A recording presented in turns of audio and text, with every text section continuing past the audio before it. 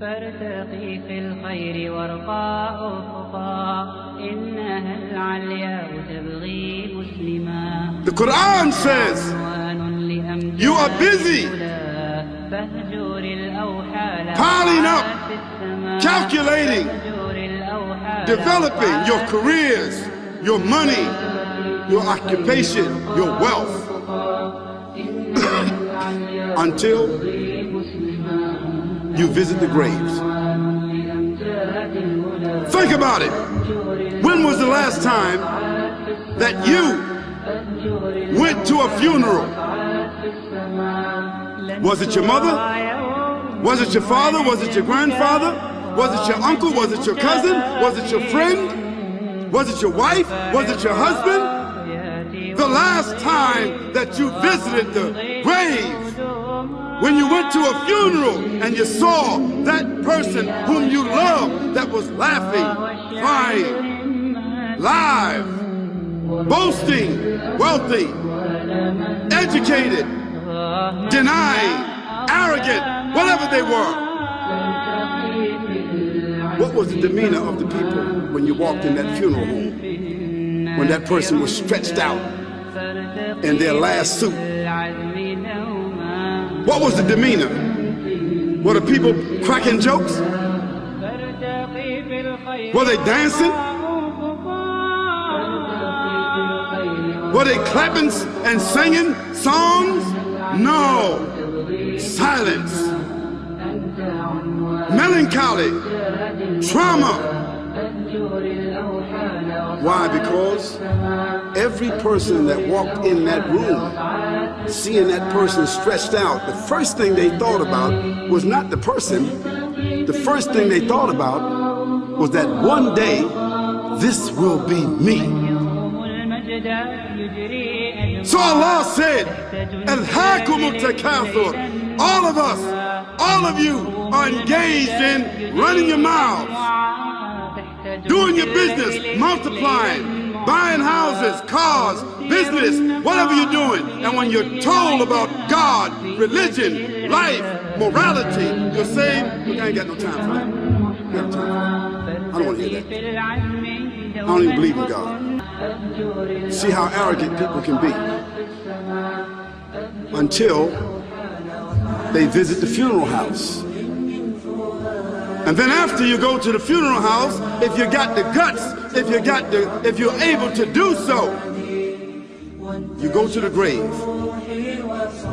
And now this is another scenario. And you say to yourself, is that it?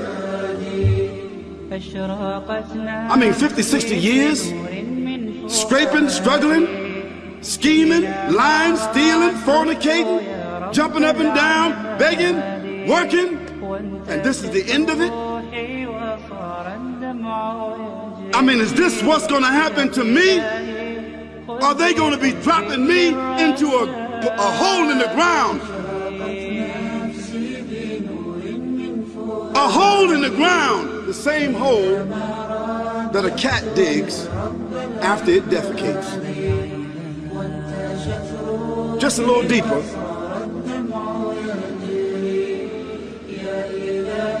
But for the same reason. The cat digs a hole because the cat has dignity. Something that human beings don't seem to have. Instinctively, the cat digs a little hole, covers it up. Humans have got to be taught to do that. But it's for the same reason. So you and I, we're going into a hole a little deeper than the one the cat dug. And all the people that's crying, pulling out their hair, screaming, almost acting like they falling in the thing with you. They want to just jump in there with you. Not really though, you know, it's all an act. Because ain't nobody really going to jump in there and stay in there. They don't love you that much.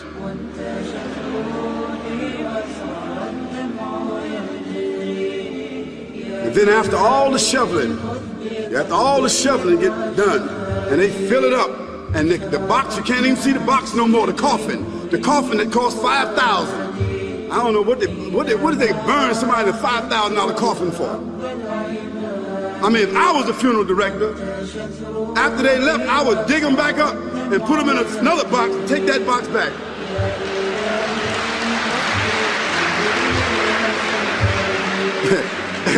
and honestly, I'm telling you, that's what they do. Yeah. So after all the money and all the drama, and they dig that hole and put you in there and cover you up, and everybody goes back to the place, go back to mama's house or daddy's house or whoever's house, and you know, we cook some chicken or whatever it is, and we do a little dancing and drink some scotch and forget all about that person. Then we want the lawyer to come now and talk about, you know, divvying up the spoils. So if that woman who died had a husband, somebody else gonna marry him, you know that. And that man who died, you know that woman, in about 6 months or a year of grieving or whatever it is, she gonna come to understand that she needs somebody else to be with, so she gonna marry somebody, so that means if his suits are still in the closet and he can fit them, who gonna wear them? So it really means that after all this time, and the people walk away from that grave, it's over. What about that person in the grave? What's happening? Because you know and I know that death is almost like sleeping. Death is like sleeping. Your body is gone. Your body is dead. Your spirit is gone. But your consciousness is there.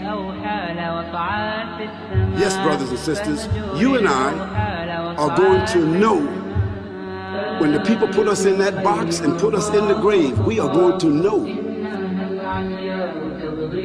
Your spirit is gone. You can't shout. You can't call out. You can't say, don't leave me here. But you're going to be hearing and you're going to be seeing, because that's a different kind of consciousness. But you can't move. And in that grave, this is when the real trauma is going to begin. Because there's a reason for humans to go inside the grave. If the Creator wanted to, He could have caused us to live and then disappear into the atmosphere. But He didn't. He caused us to go into another womb called the tomb. You started out in the womb of your mother, and you wind up in the womb of the earth called the tomb. From the womb to the tomb. This is the whole trip. And this is what you have to think about.